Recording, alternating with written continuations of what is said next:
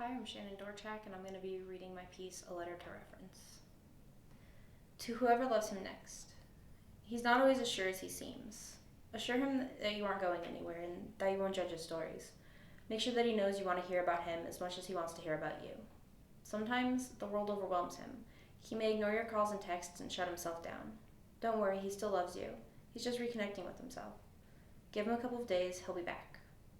He'll apologize for not telling you. Assure him that there's no need to apologize, and that you never doubted him for a second, even if you did. He likes to think very deeply.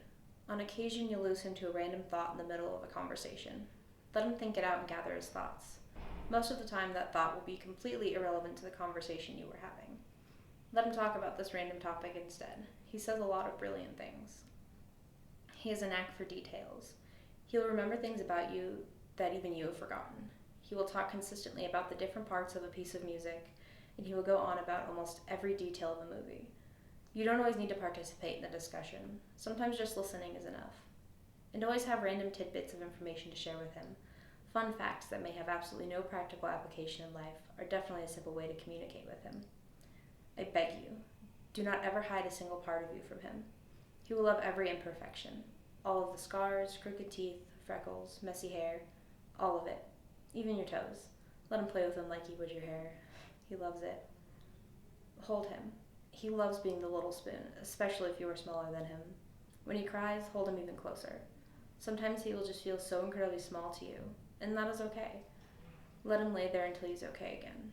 Sometimes just having you near him helps. He will feel overwhelming guilt sometimes.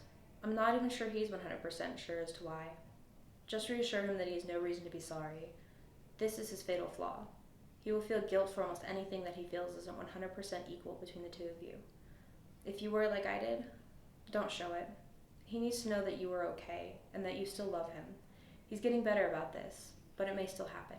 If it does, give him a few minutes to get back to being himself. Please, let him protect you. He loves you and may be running into issues with putting it into words, so he puts it into actions. He may seem overprotective, but he's just trying to show you how much he cares. He'll make you drink water when you aren't even thirsty, or he'll insist you eat if he isn't sure if you have or not. Your pain will cause him a pain and sadness all of his own. So please be careful with yourself, because in turn you'll be being careful with him. He is far more fragile than you think. However, despite all of that, he will love you deeper than you ever thought possible. That much I can promise you. From someone who paid a lot of attention.